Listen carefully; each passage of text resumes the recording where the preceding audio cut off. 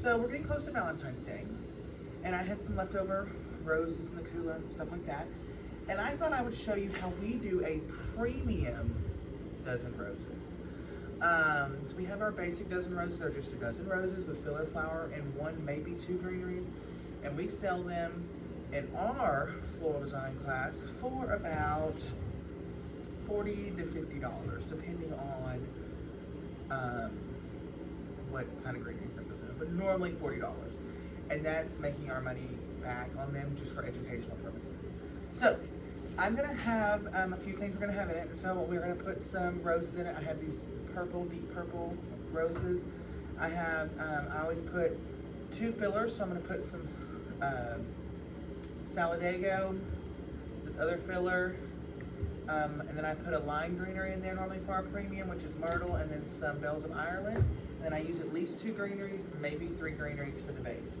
So what I do, first thing, is I get about 10 stems of Salal, or lemon leaf. Now this is not the way level 2 is going to teach you how to do a dozen roses when it comes to greenery, but this is the way we do it when we're doing it really fast. We have to make several orders, especially the day of Valentine's Day, because people wait till the last minute, which is fine, and that's why we're here. So I'm going to do about 10-ish stems, and I'm going to get my cutters, and I'm going to cut them off all about the same length. I'm going to stick them down into the vase, just like you were doing a bouquet, okay? Just like that. Now they're going to stick out a little bit further on some sides than the other. Don't forget about it. Now I'm going to get 3 leather leaves to start with that are singular size, and I'm going to place them interwoven with the greenery, the Salal, into the middle of the arrangement to start. This is making your grid, okay? At no point are we gonna pat these down, okay? Dozen roses are meant to be tall and beautiful, and they're expensive from florists. So we need to train students how to make them where they're not looking like they didn't cost very much money. Okay, then I'm gonna take 2 leather leaves for the middle, and we call this the kissing method. We do it like this. I cut these about the same length, give or take, and then I stick them right down in the middle where they're kissing each other. Okay, sticking straight up down the middle. Now, there are several different ways to put roses in a dozen. I do 6, 5, and 1 is what I do. Some people do 5, 5, and 2. I don't like this an even number sticking out top. So what I'll do is I'll look through my roses, which I've already de-greened. I leave a little bit of greens at the top. But then I'll look for my tallest, straightest, most beautiful rose to go in the middle. And I think it's gonna be, okay. Maybe I'm gonna use this guy as my color. So I'm gonna set it to the side. So the way I start this is I get 6 singular length roses. Okay? 1, 2, 3, 4, 5. 6 singular length roses. Okay? And I get them right here. And then I'm gonna do this way a little bit so I don't knock it over. Then I angle cut them. Now listen, they need to be 1.5 times the base. So the base is this high. Okay, 1.5 times, about like that.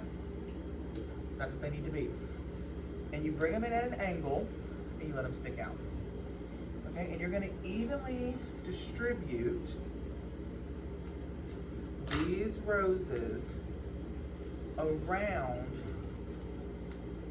your base, okay? Sometimes they get a little bit off kilter. I know I'm not the best rose decorative designer ever. So that's just kind of what happens. But as you go, you can move them around. It is better to have them really tall than have them getting eaten by the greenery, okay? Sometimes, including myself, I get roses where they're being eaten by the greenery. And people are not paying for greenery on dozen roses. They are paying for roses, okay?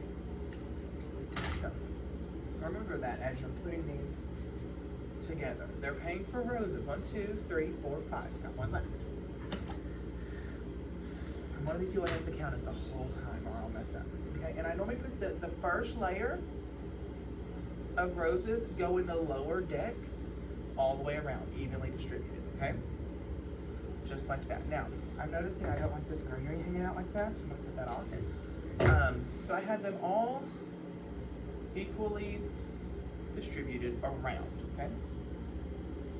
Then, sorry, I thought I saw somebody walking up. Then, I'm gonna do 5, okay?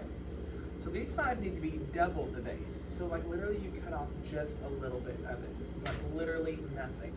And the way I stick these is they go in between here and there. See how they're a little bit higher? They're going in the gaps. Now that doesn't always work out to your favor, but 99% of the time, you can fill in the gaps in between each other. Okay? So, okay. Now some designers really like floating flowers. They don't want their roses dipping down into the water too much because it's their design way they do it. Some designers don't care. When I'm training kids to do this, I don't mind their flowers hitting the bottom of the vase.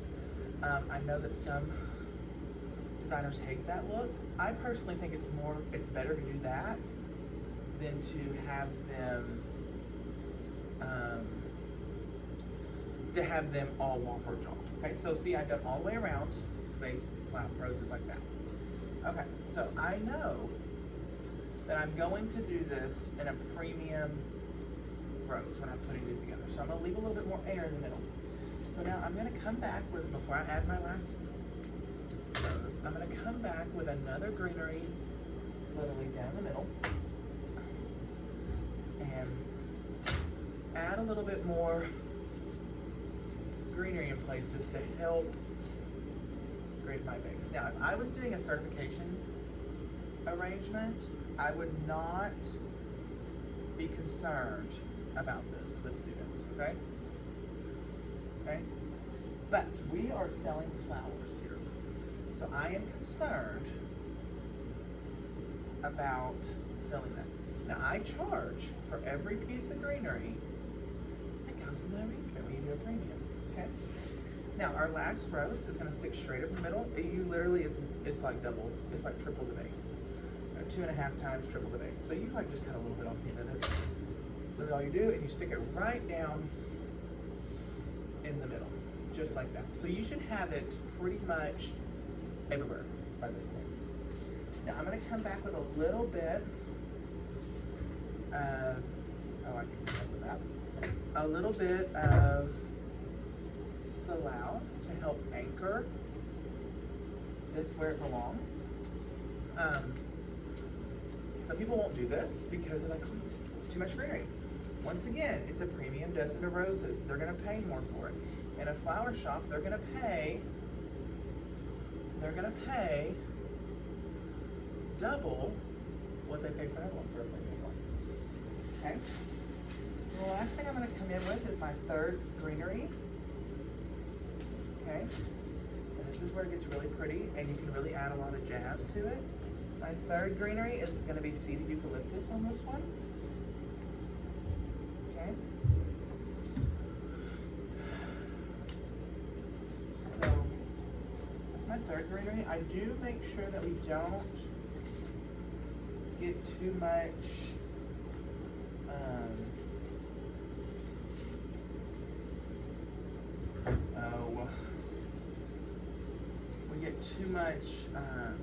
don't get too much greens in the water. That does cause issues eventually with the water, so you want to be careful with that. So don't get too much greenery in the water, okay? So, this one right here, put that one down a little bit. Okay, so that's so far our premium dozen of roses. So now I'm going to come in with my Bells of Ireland to make this a little bit fancier. So So I'm gonna cut these relatively tall. Okay. And some people are like, oh my gosh, you're covered with roses. It's not all about the roses with a premium. It's all about the design. Okay. So I normally add 2 to 3, depending on what I have available. Okay. These are my premiums. What I have available. Then I'm going to come back with a little bit of ruscus to add a little bit of height to this arrangement. That's completely up to you though, what you want to do with that. Okay. You don't have to add another ruscus in. Not ruscus. Oh my gosh, this is myrtle. To make it have a little bit more height. That's up to you. Okay. So we do that. Now I am gonna go grab. I am gonna put a little bit more seeded yucca in here because I feel like it needs it. Right down in here to kind of draw your eye up to the seeded eucalyptus part. But you would technically have to do that if you didn't want to. And this is also going to have a bow on it. Our premiums always have bows on them. Our dozens have bows on them a lot, just depending on the situation. Okay, so let me turn this around and look at it real quick. Okay, I'm going to add a little bit more another line in there.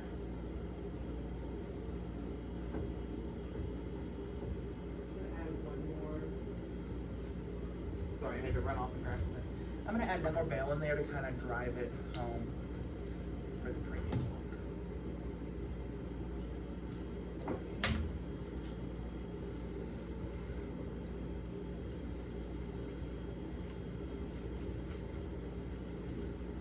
Okay, so there you go. Now, I'm going to bring in my first filler, which is this stuff, and I still don't know the name of it. A really pretty filler. If you have other fillers like baby's breath or I don't know, wax flower, ammonium, anything like that, you can do that as well. That's completely up to you what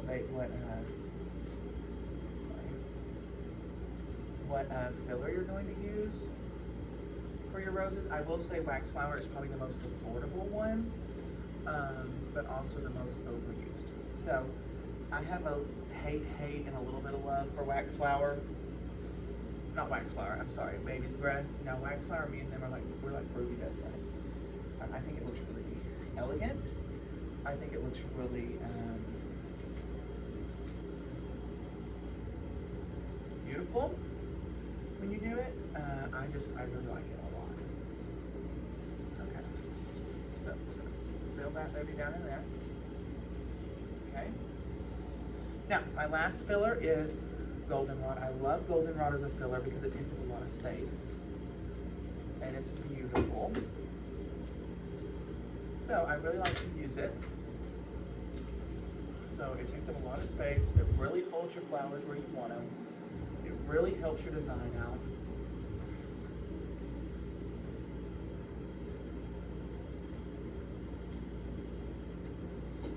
Goldenrod is extremely healthy. Now, if you peel these off, save these because they really do help fill in any gaps you may have a little bit later.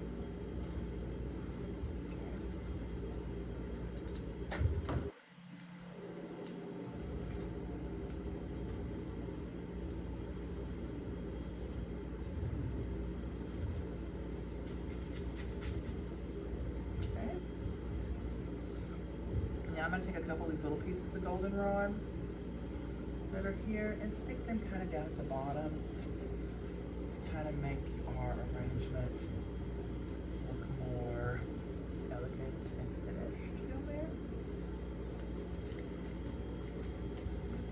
Right there. That's up to you. You don't have to do that. I like doing that, but you don't have to. Okay, so far this is our premium dozen roses that we send out of our full shop. Real quick, the only thing that a premium dozen roses that always has is a bow. So today I have a leopard print ribbon and a pink print ribbon, this is from Dollar Tree, this is from Craft Outlet. So we ordered 90% of our ribbons. So I'm gonna get a couple about a yard of pink. And I'm gonna get a little bit less of the jute. Okay? So, now this is where I tie bows. This is a double layer loop bow. I get one piece of 22 gauge wire. So what you do is you come down about 4 or 5 inches, you twist, and you bring it up and you make a loop. And the reason you twist every time you make a loop is because you want to keep the pretty side showing for the arrangement, okay? So twist, twist, you got it, just like that, okay? Then you're gonna come in wherever you stopped your tail at last, you're gonna start your next piece, tail the opposite direction, okay? Does that make sense? Okay, and then we're gonna start making loops again. Now your second ribbon loops need to be a little bit smaller, okay? And I'm just gonna do, just 2 of those. And then I'm going to tie this ribbon off, okay? Now you can angle cut your ribbon. You can angle cut your ribbon. You can dovetail your ribbon. I'm gonna angle cut ribbon most of the time for Valentine's Day because it's faster and it's easier for me to do. Okay, so the most important part about making a bow is fluffing the bow. So I'm gonna have my two long tails going down. Okay, and I'm gonna fluff my bow out.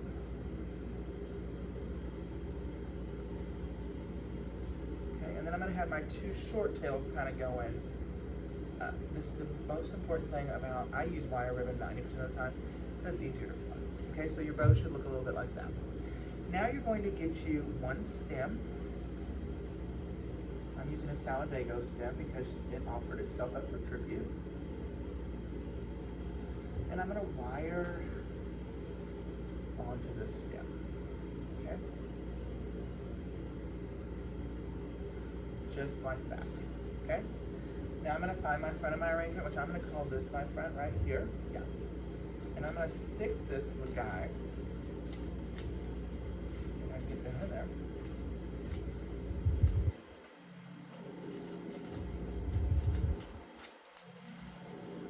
So if you can't get your bow down in, that means your grid's really good, okay? That means you did a good, okay, there we go. So I'm gonna stick this guy right down in there.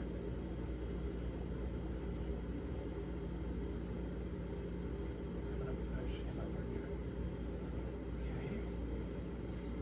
Okay. Okay, and then I'm going to trim that leather leaf, and I'm going to cut my tails. And maybe crinkle, you can crinkle them, you can do whatever you want to them. I don't crinkle every tail because I don't really care. I mean, it's just up to you. Y'all might have saw me in the other video, roll a tail. That's just personal preference, what you want to do, okay? So this is, and then before, I send it out, I look at it real close, and I make sure what I see. I make sure I can see flowers all the way around it. Sometimes I get a little over greeny on them, greening my roses, but I like to look at them and see what I think. Okay? So this is our premium dozen roses that we send out from our classroom. And this would be more than $40, of course. This would be probably $60. Depending on what we want to do. We don't do these too much, but I did this one just to kind of give you some ideas for Valentine's Day and what you can do and kind of what we do. So I hope y'all have a blessed day, and hope to see y'all soon.